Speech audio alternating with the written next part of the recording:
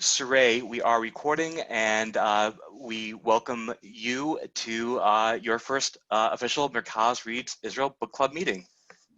Okay, so we're very excited that our first book is A Rabbi's Daughter, written by Avigail Graetz, who was born and raised in Israel. She is the daughter of a Masorti rabbi. She grew up in the south of Israel, and she has a story to tell. In addition to the story, one of the reasons we set up this book club was so that we could all learn a little bit more about Israel from the perspective of an author. What's the backstory? What do we learn about people in Israel? What do we learn about where she grew up? She grew up in the south of Israel, near Beersheba, and that's a part of Israel that most of us don't get to visit or spend a lot of time in. So we now have the opportunity to read the book and to learn about it, and we're going to be able to discuss the questions. I'd like to acknowledge that this book club was set up in partnership with the Israel Forever Foundation, and Alana Heidemann, the executive director of Israel Forever, is joining us, and also, of course, the president of Mercaz USA, Dr. Marilyn Wynn, is with us on the call. We have one additional partner, Mercaz Canada, who will be with us during this call. Okay, I understand there's a problem with my sound.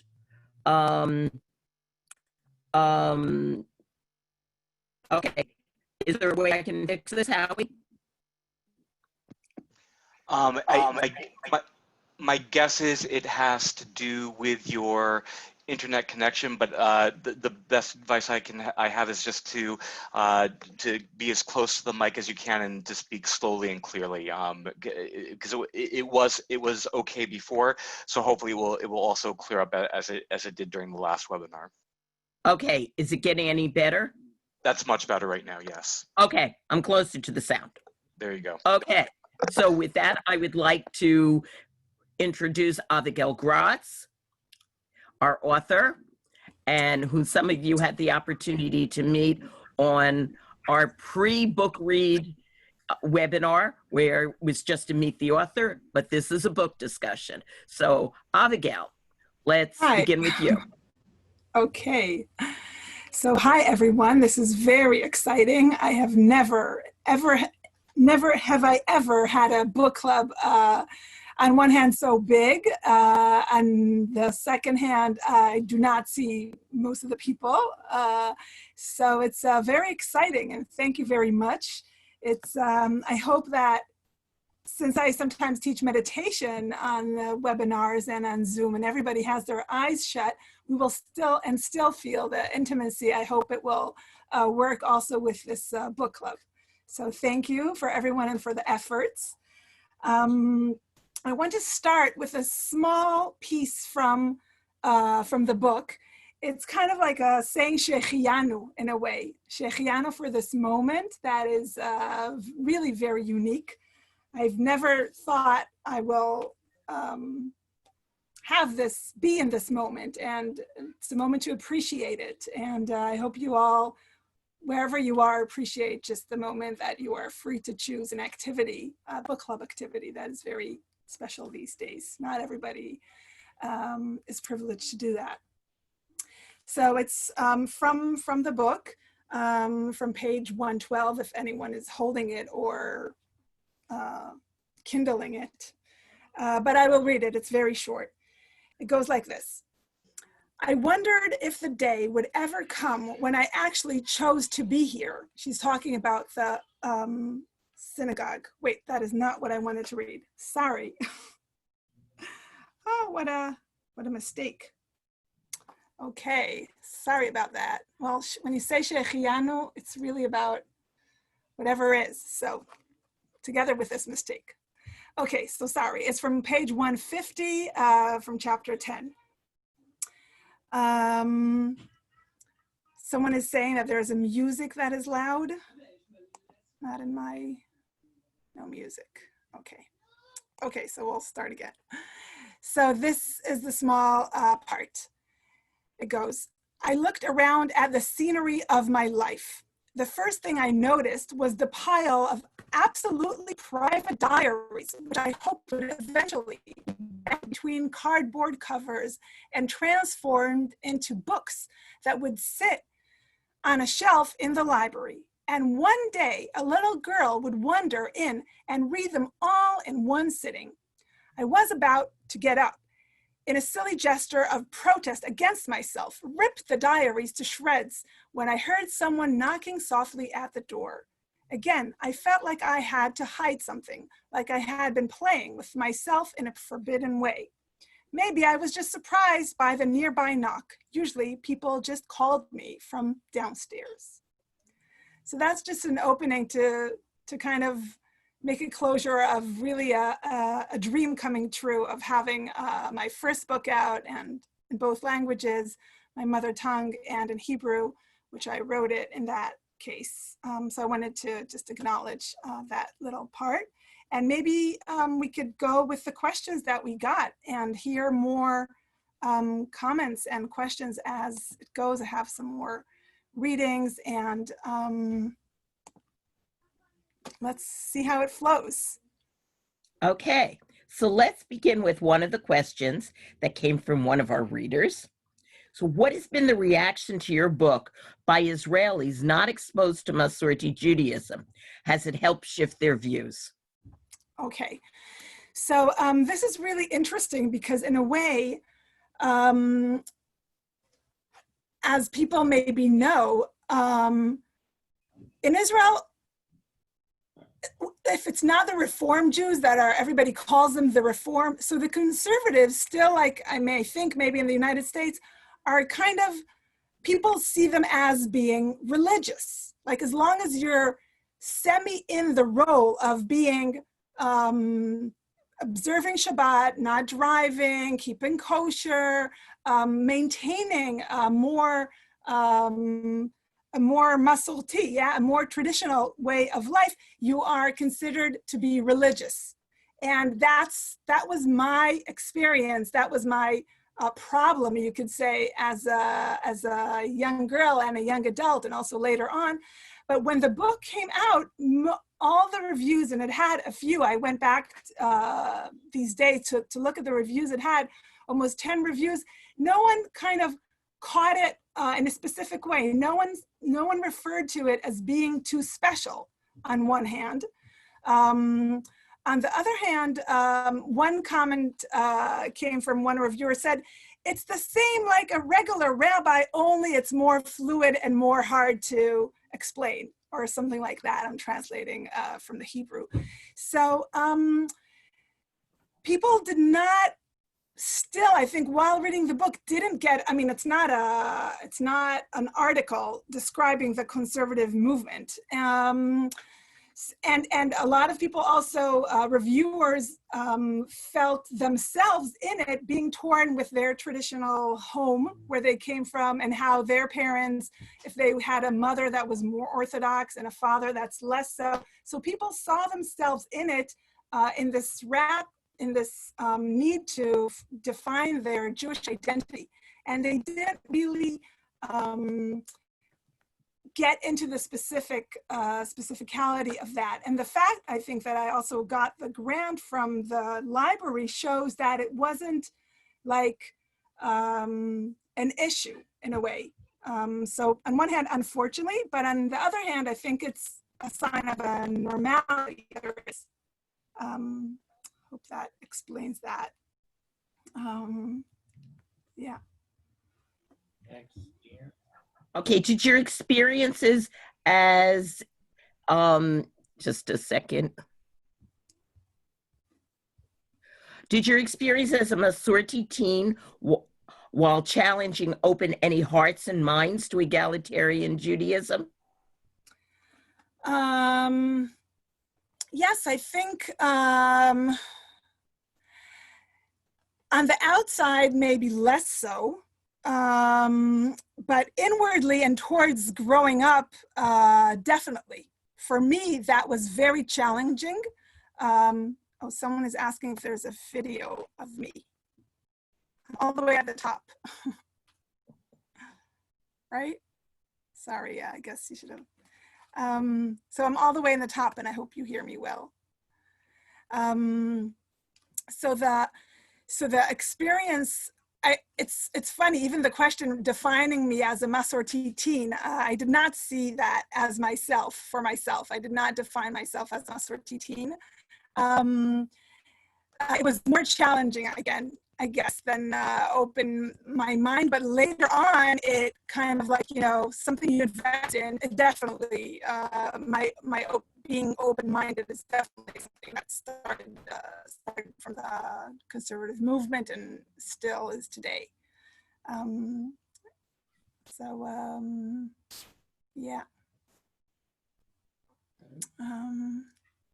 Do you feel it's important as a writer to understand people with mental disabilities or mental illnesses? Yeah, that's a good question. It's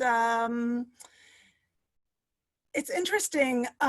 Maybe I'll read a small part from the book, from page 133. It's, again, a very short kind of, but I think it will also intertwine the connection of the mental illness together with the Jewish world and with life itself in a way. So it's from page 133, and it goes like this. From what I could tell, a mentally ill person was something concrete, something defined. I couldn't imagine a mentally ill person entering our synagogue, or for that matter, any synagogue, just to recite the Gomel blessing. The thought that Amy might do exactly that the next day seemed as far-fetched as the thought of me standing under the marriage canopy one day with my groom. So I chose this piece because, first of all, just to echo how much this is, this novel is really a coming of age. You can hear, I read it now, and I really hear the teen or the young adult that I was. And of course, I like it that I could really trace that, the line of thoughts of the character as being young, right? But I think that if we really think about it, yeah, mental illness is something that is not discussed with young adults. Many things are not discussed, like death and other things, but especially mental illness, which is a huge epidemic. I don't know if that's the right word to use. It's something very, very great that we are not exposed to, that children, and because it's something very hard to explain, and the encounter of meeting someone like that, so enchanting and so special, right? And then realizing they're mentally ill is something that scared me, I think, being younger. And still scares me in a way, especially now that I'm an MBSR teacher, an MBCT, mindfulness-based courses to reduce stress and to reduce also depression. I realized how this issue of meeting people and imagining, like what she says here, someone entering a synagogue, right? And how will they be treated? And the fact that they are supposed to go and bless a gomet, which is something that was very new to me back then and still is surprising in a way. And of course, yeah, that's that. So it was important for me to choose that of all things. So for you, also, yeah. Go ahead. No, it's a common, also, I don't know if it's common, but I think it's the last decade since there was the movie of, I forgot the name of that, mathematician. A Beautiful Mind. Beautiful Mind. Only in the later, let's say, decade or so that people that are mentally ill are starting to be represented in a better way, opposed to One Flew Off the Cuckoo's Nest and other things that are very defined, what is mentally ill and the regular people. And yes, I definitely wanted to do this mixture in a way and bring them into the lives. Challenge. Okay, so For you personally, what's the importance or significance of being a rabbi's daughter? That's a big one. I know we went through the questions before. I guess I didn't. Yeah, but that is a very, and there's also the me of the growing up, the me of the writing the book. When I wrote it with a lot of anger, I think still, even though I was in my early 30s. And now, of course, a proud daughter of a rabbi, sister of two rabbis. So it's really a lot of who I am. And I think I spend a lot to run away from that title. And just like the cliche says, you can't run away from who you are. So I embrace that title with a lot of love. Yeah, very proud to be, I didn't believe I'll say that. Very proud to be a rabbi's daughter, and didn't cost that much.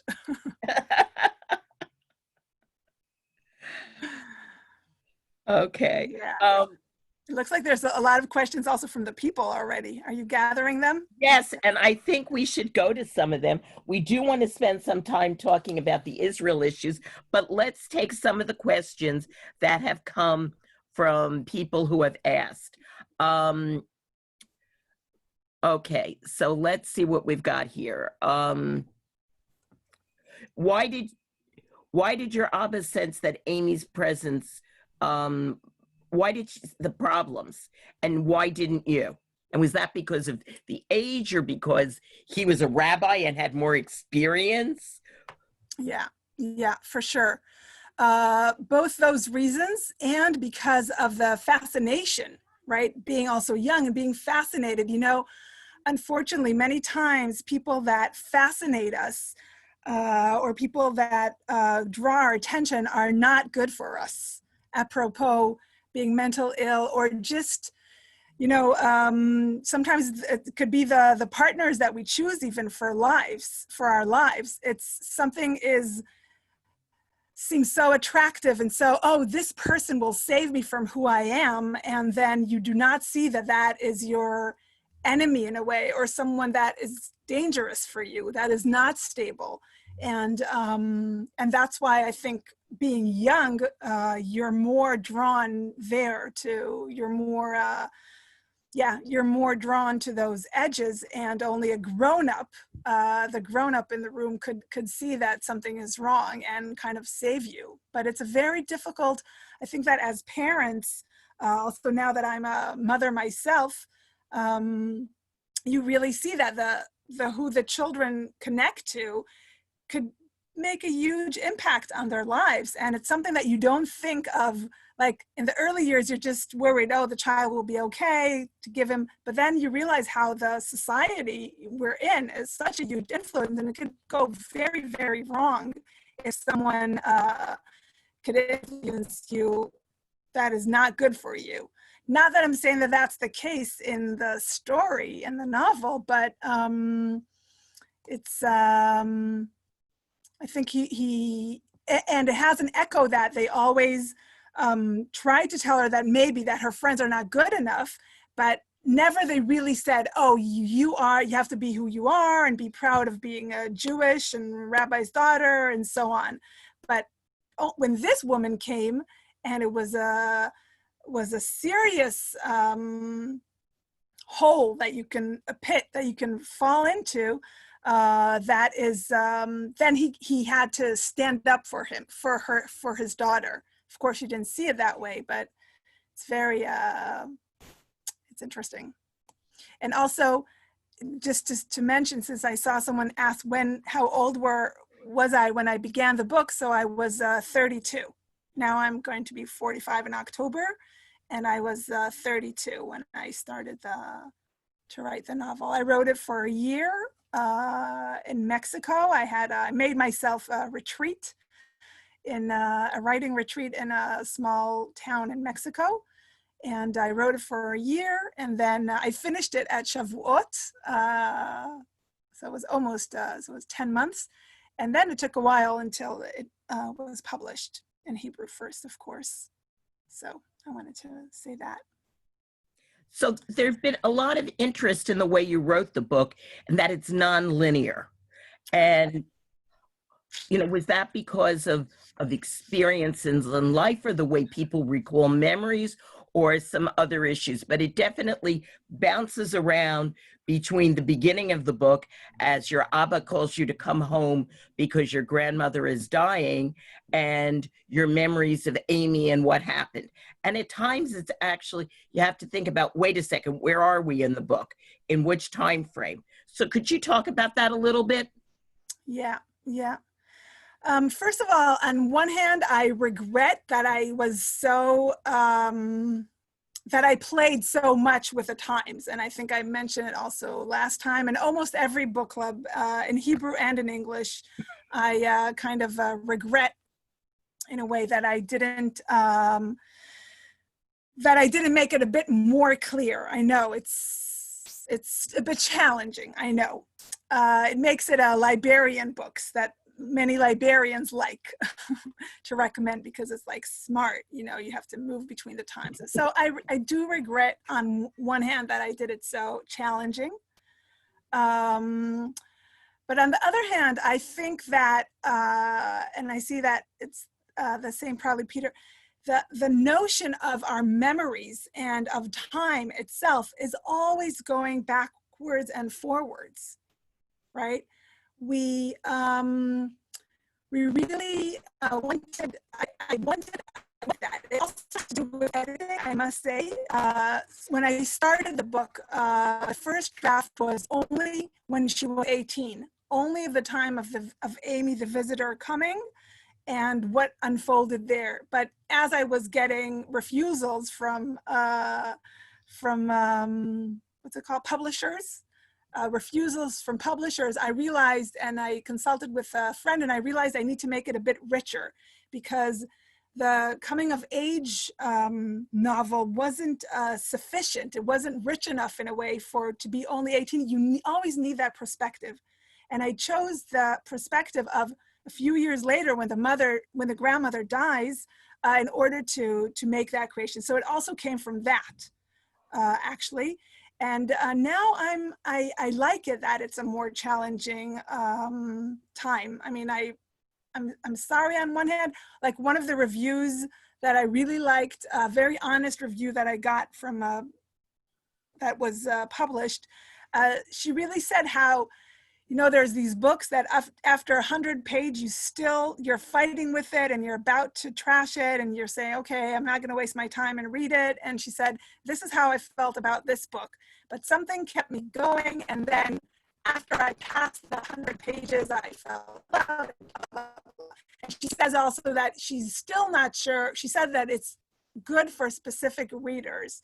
And I really like that honesty there. So I know that the time, I think it's the difficulty to portray a story of a family. It's never linear, and that's exactly why I wanted it to echo that way. Yeah. So in the book you talk, obviously your setting is Israel, and we learn a lot about Israel and about living in the south of Israel.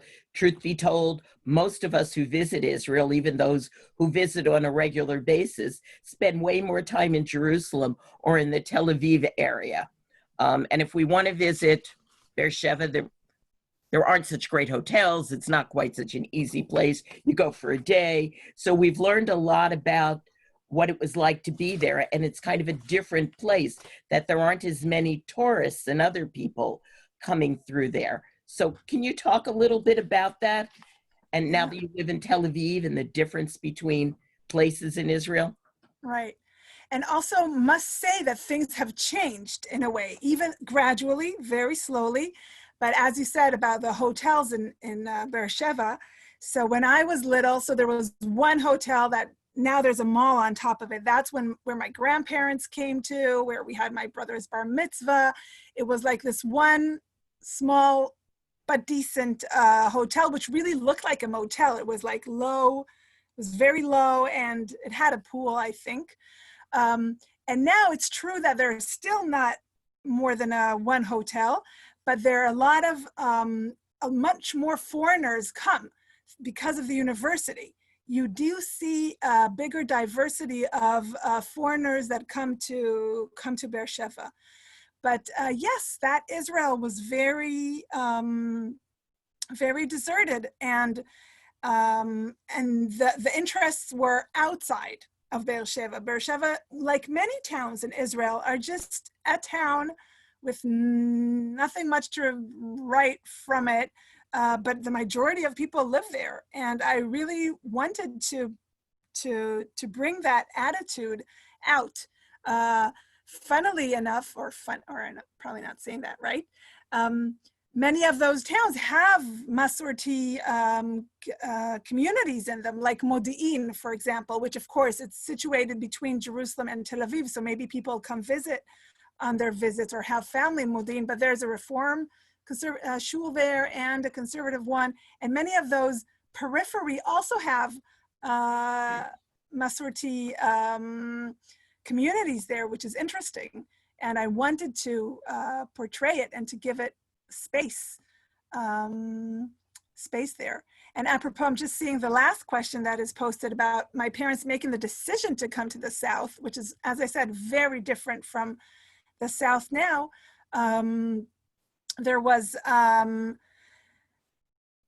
my mother had an offer from the University of Ben Gurion University, which is a huge university. It was only built in 73 or 4, and my parents moved in 74, together with a beautiful invitation of an American man who worked in the university. He was a mathematician that wanted to create a synagogue in Omer, in the small town where my parents ended up. And he looked for a rabbi, for an American rabbi, or any rabbi that's conservative. And his name was Jesse Shapiro. He actually died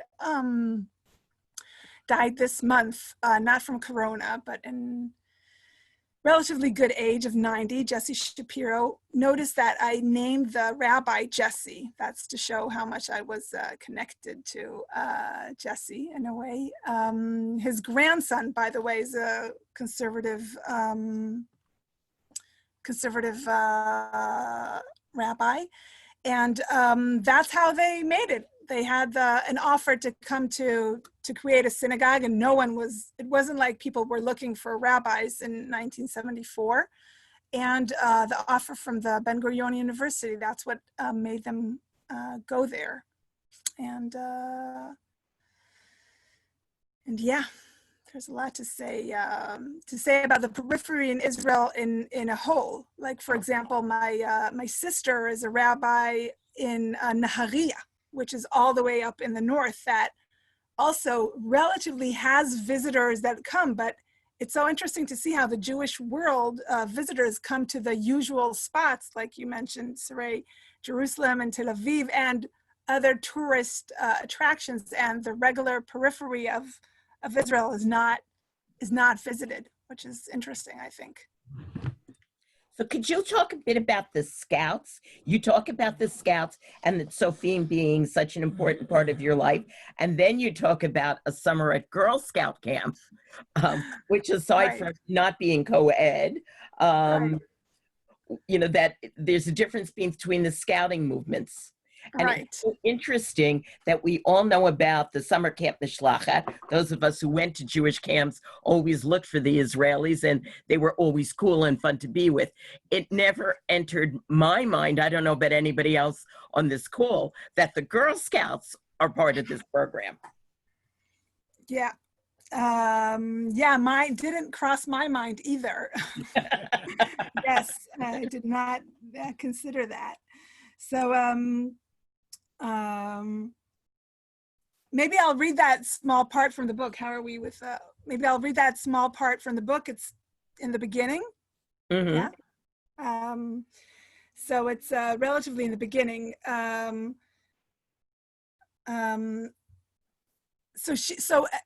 you know what? I won't read from it. Maybe soon.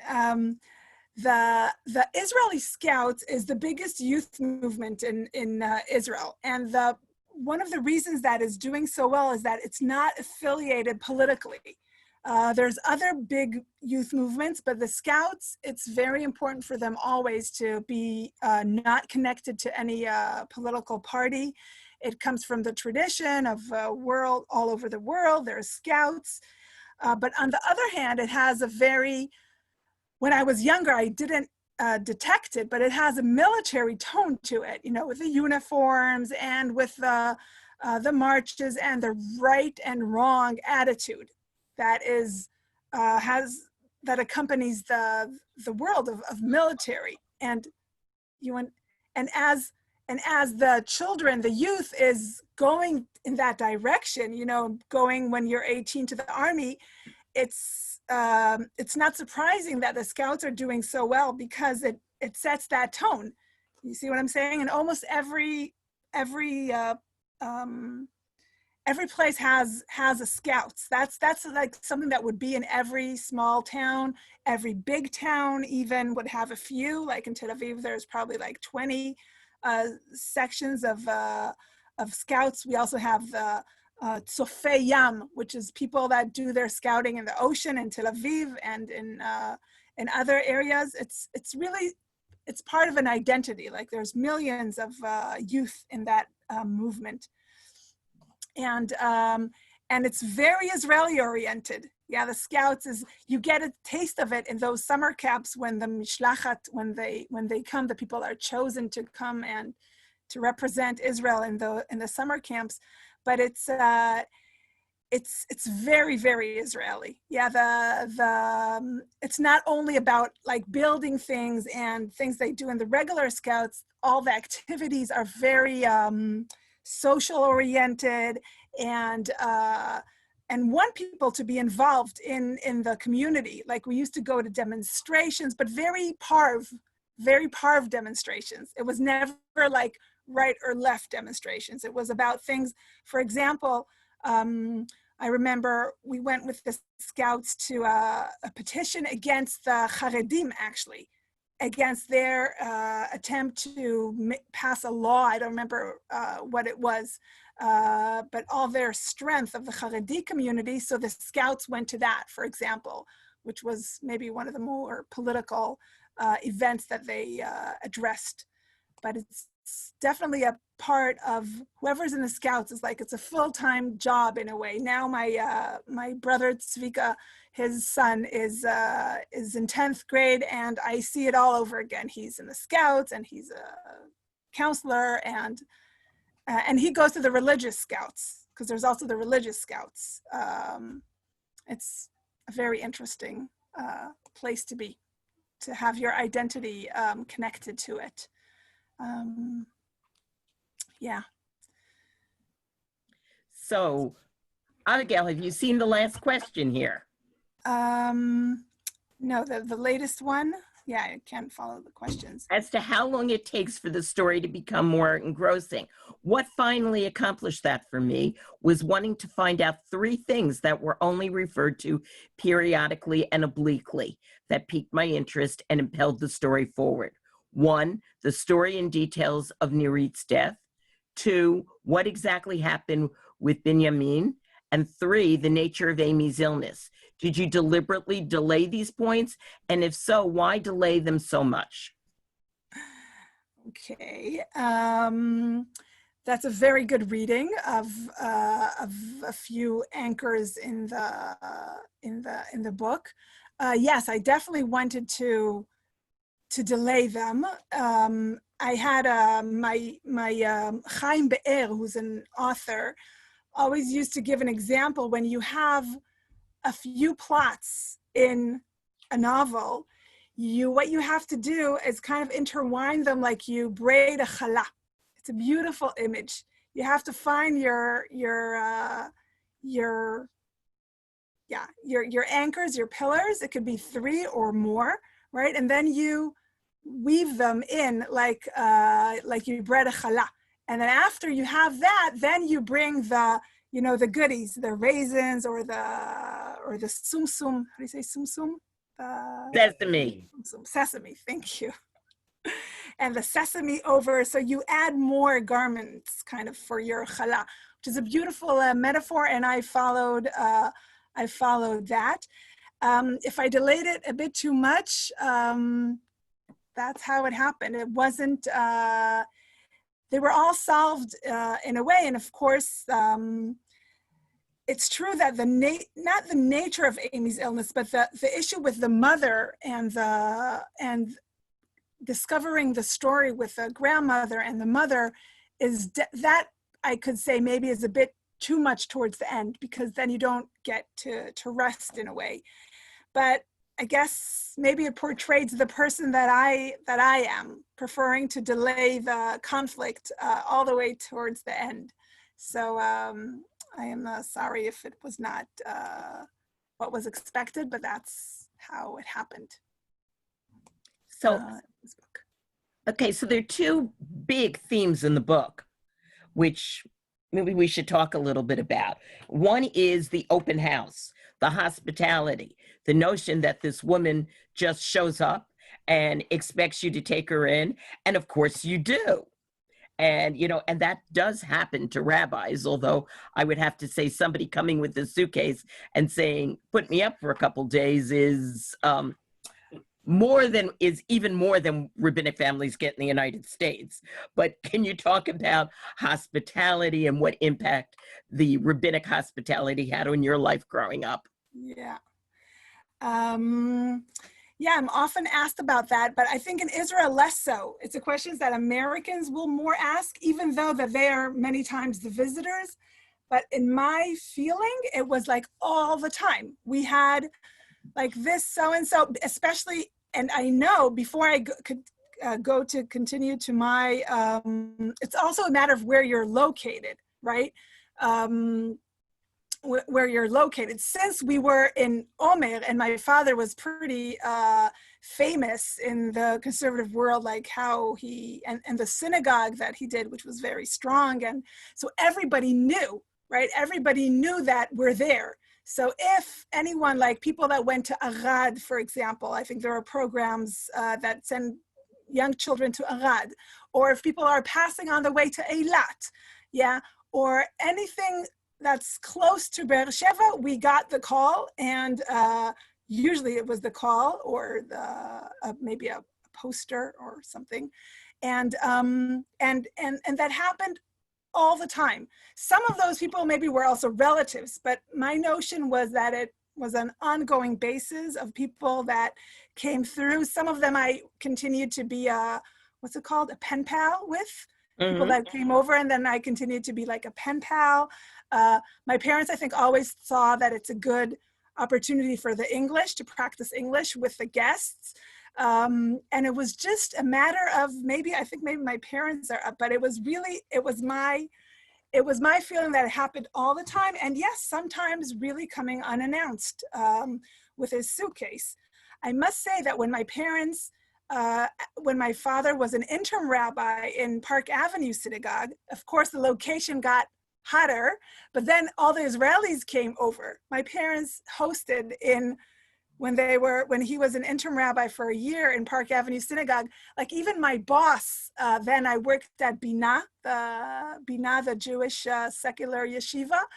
He came and stayed for a few days with my parents, because that maybe is more common for Americans that know, especially people that live in New York, how, oh, my cousin, you try and find. But for my parents, it's a very common thing. And I think it has to do also the fact that that the immediate families are all detached in a way from their origin.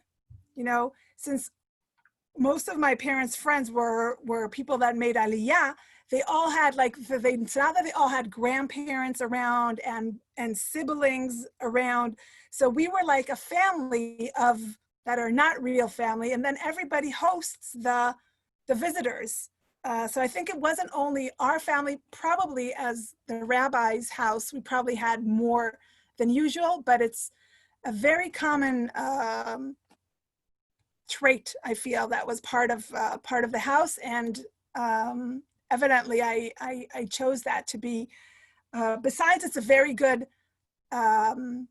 literary trick also in movies, right? Having the newcomer, someone comes in that you need to introduce him to where you are, whether it's a film or it's a book, happens a lot as a form of art to expose the world that you want to expose through a visitor. So it really fit on all layers.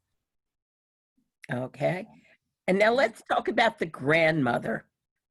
So I don't know if we don't know if this person is modeled on your actual grandmother, but do you think she's a typical Jewish grandmother? She made Aliyah relatively late in life, that after twice, after she had raised her family, and she's clearly a central player in the book. The book begins with you're needing to come home because she was dying. Yeah. And then she's interwoven in terms of relationships with people. So do you want to talk a little bit about her? Yeah, that's also a big one. Even though more than 20 years passed since she died. First of all, the grandmother on one hand is not a typical Jewish grandmother. On one hand, on the other hand, what is typical in a way? You know what I'm saying? Mm-hmm. What is typical? Very fierce is the word. Very, very tough. Very a tough woman.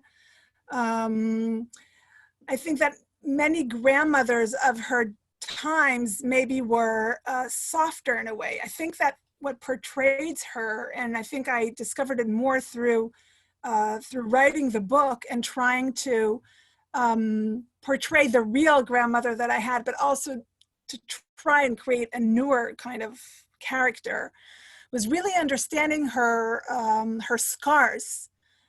Being an immigrant from a young age, coming from Europe before the war, right?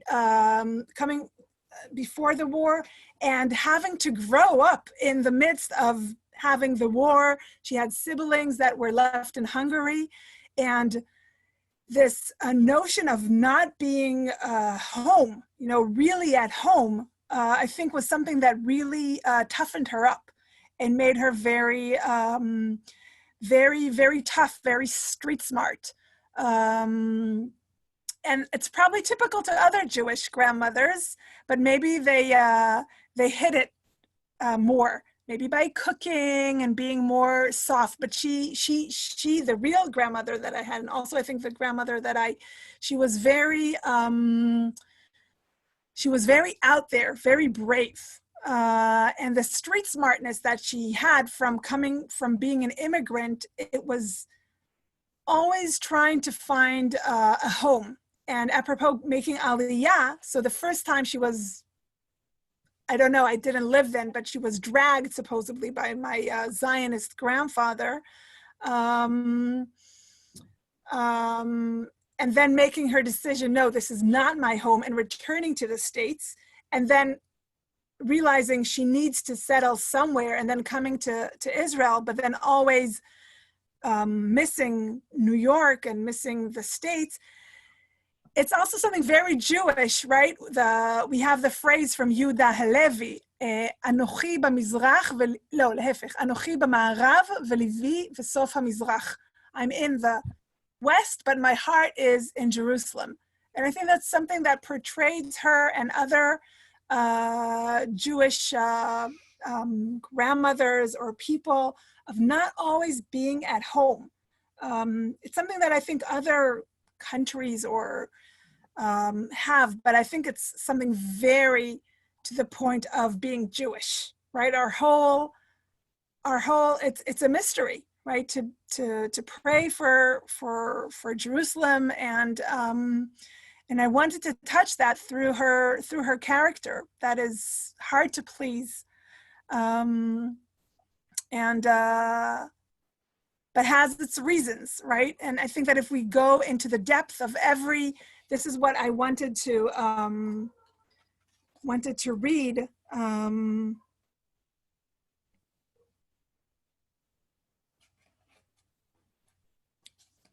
I saw that. Here, I'll read it from chapter 5, from the beginning of chapter 5. It says, one of the simplest images that was ruined for me from the visit was Grandma's presence in our lives. From a warm-hearted, classic, nourishing, loving grandma, she became a threat, a black footnote in my mother's past. How little attention we give to characters. Behind every grandma who knits in her rocking chair, there is a whole world of dissipated energy. And even though I remember Grandma's active days from when I was a kid, I will never see her as a mother to her young daughters, a mother who did everything she could to give them a high-quality Jewish Hebrew-speaking education in the expensive United States. So I think the imagery of people around us is very incomplete. And that's why I like also in this book and following her footsteps of trying to figure out this human puzzleness, humanity, trying to find home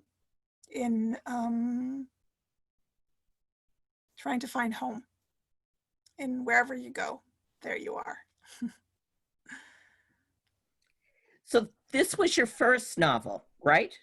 Mm-hmm. Have you written any others, or are you planning to write any others? I don't know. I thought I will continue, but in a way it was kind of out a cry that needed to come out. And while I was sitting in Mexico and enjoying myself and gaining a lot of weight, I also saw how hard it is to be a writer. And I often would ask myself, why am I doing this? Why am I doing this? And it's just because it had to come out. It's I think I mentioned also last in the introductory to the book, I didn't think it would be translated to English. And the book was already out and it was well received for a few years, but I just felt the urge that it needs to be in English. And it's hard to guess from what comes out, but a novel is definitely much of a bigger of a project than I thought. I did write plays after this as well. I wrote plays before this and also after, and now I'm back to my old passion of film, which in the book I start as a film student, and this is funnily enough, 20 years later, I enrolled into an MFA program in the same university I was more than 20 years ago. And who knows, I'm still thinking of, in the book, I'm talking about adapting the classic Steinberg book about the rabbi's daughter, into a movie. She's contemplating here if to do it into a movie, and I'm still contemplating. I think it could be a good, because as I said in the beginning here, now of course I'm proud to be a rabbi's daughter. For years it haunted me, this title.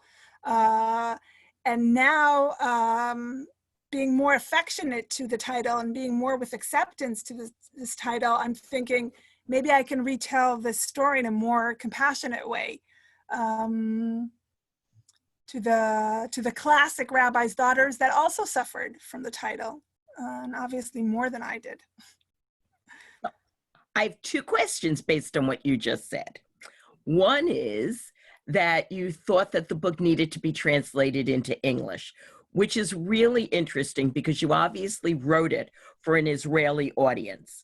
And when you translated into English, you actually self-published.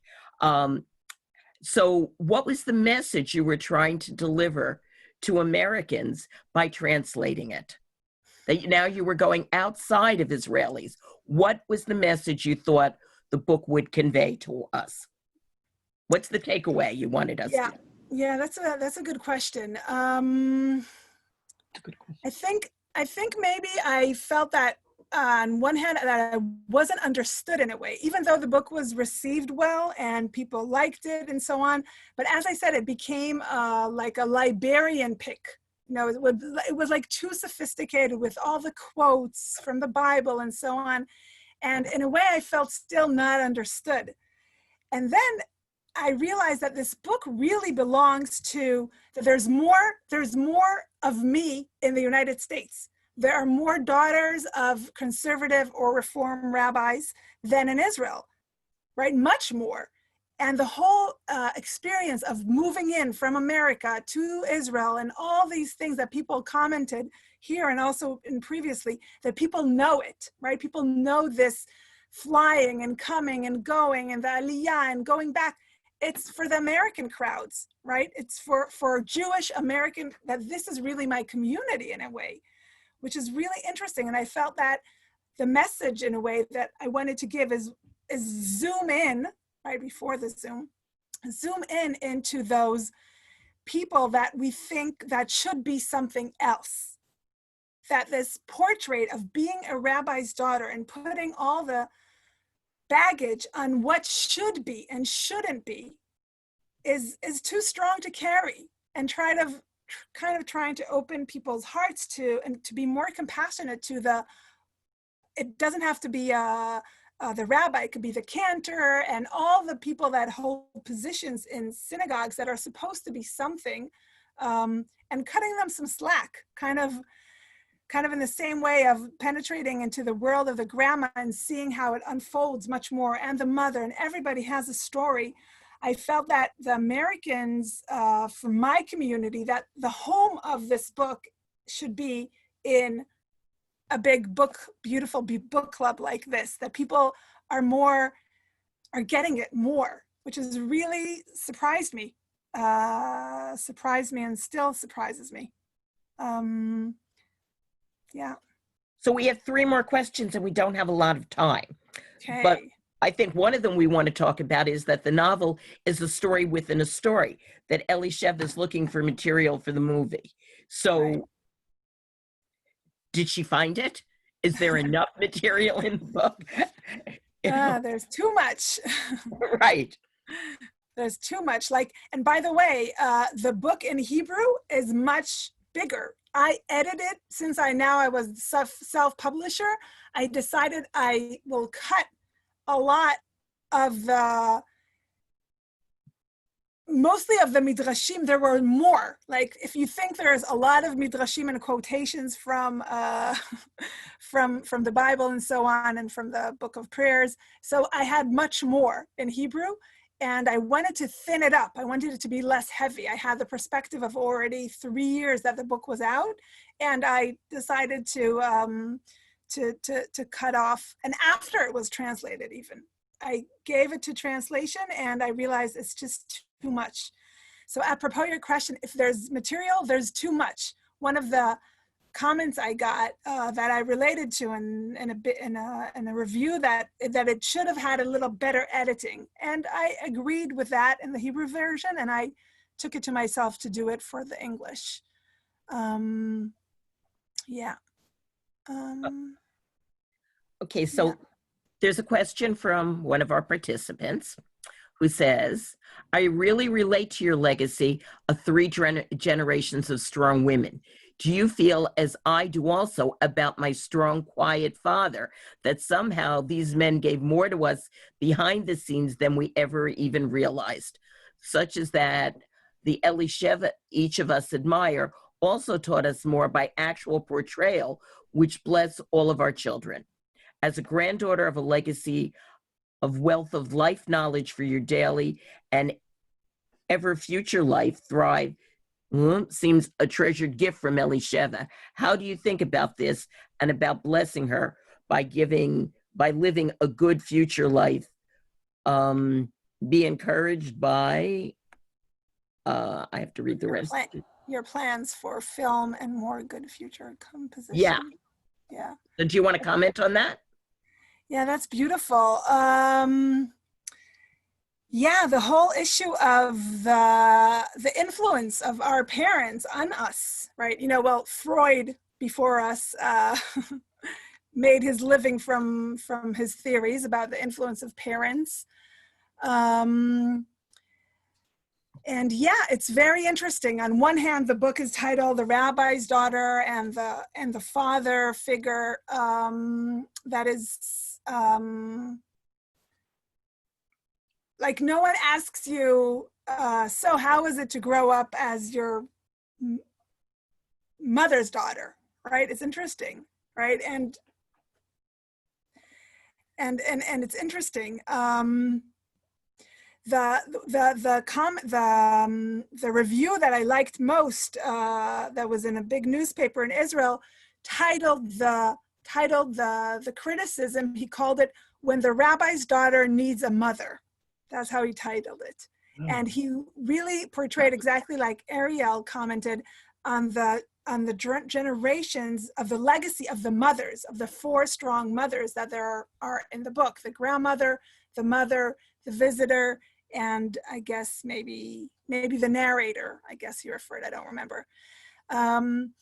Yes, it's an ongoing question of the legacy we have and who do we pass, and also gender-wise.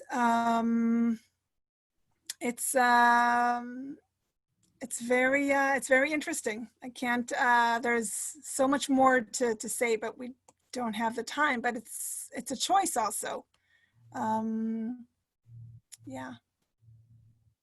So we're now at an hour, and there are going to be lots more questions, because the more we talk, the more we think about the book, which only goes to show it was a great read, and that it really provoked a lot of thought, and we hope a little bit of a better understanding of Israel and what it was like for you to grow up there, and that you've given us a little bit of a peep, a little portrait of something we wouldn't have thought about or known otherwise.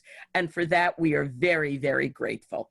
So we really thank you. And is there anything you want to say to us in closing?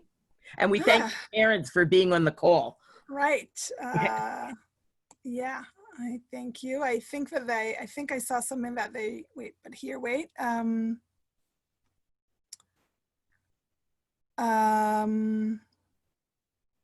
yeah. So yeah, there's a lot more to say, but I think we will, and my cousin is here, and people from family from Omaha. Wow, Omaha, Nebraska. Yeah, this is very, very exciting to have the family. I think that it's kind of like a child's tantrum. You kind of need to just learn how to be with it and wait until it passes. That's maybe, we have to do those things. We have to be, if I take also from my grandmother, you have to be brave to say what you want and what you feel. And the cost of exactly what you just said, Saray, of this sharing what you have, regardless what would people say, which is, I think, one of the bigger conflicts of a rabbi's daughter, son, pulpit, right? What will people say is such a big impact on us. And I really happy I could share that, but from the Israeli perspective, that sometimes maybe Americans think, oh, Israelis say too much what they think. But still, if it comes from an angle that is not wishing to harm, but really to open up a door that the readers could read into it, is really beautiful. And that's why I love books, that you are also there while you're reading, and opportunities like book clubs are just great. So even in this weird setting, in a way, so weird and beautifully organized setting. So we thank you, and we want to announce our next book, which is If All the Seas Were Ink, which is written by Ilana Kershan. And there is a connection here. First of all, Ilana Kershan wrote a review of A Rabbi's Daughter in Lilith magazine, which we did post, and we hope that you will also look at it. And Ilana, like Avigail, is the daughter of a conservative rabbi. But this book is about a young woman, Ilana, it's a memoir, who made Aliyah, and she talks about her life in Israel as she is learning Daf Yomi and how that is connected. So it's a different piece. She lives in Jerusalem. It's a different setting, but it's another window into life in Israel. And for that, and that's what this book club is about. We're now doing the work to get the book up, and you can buy it. You can go to Amazon. We are working with the Israel Forever Foundation on a reader's guide. There is one out there, but we want to add some Israel pieces to it. And we are thinking that our next session will be with Alana Kirshan at probably the end of the summer. We have not set a date yet, but we will set it soon. It's also a wonderful read, a very different book, but again, a wonderful read. So, and if any of you have suggestions for the book club going forward, please share them, that we have not chosen our books beyond that, and we are open to suggestions. And let us know. So we thank you for being with us. And I guess this is the end of the session. So thank you. Someone wrote something funny, Peter, he wrote, why not a complete and radical break in material and have a book by a daughter of a Reconstructionist rabbi? Okay. We'd be happy to suggest the book. So we would certainly look at it. Yeah. So yes. Looking forward for everybody's books. Thank you so much for everyone. And I'm sorry that not all. I lost your audio. Yeah, I believe. Luckily, it was at the very end of the the book club meeting. But yeah, Abigail's video and audio seems to have froze. She is in Israel, so who knows what the technical issue is? But and it looks like she's back. Abigail, did you want to say anything before we conclude? Yeah. I just wanted to thank everyone and just to say sorry that we didn't get to all the questions, and people can contact me, and when this is over, I'll be happy also to visit in the States and come to people's communities like I did before. So that will take time. Okay. Okay, thank you so much. Great idea. Okay. Thank you. Okay.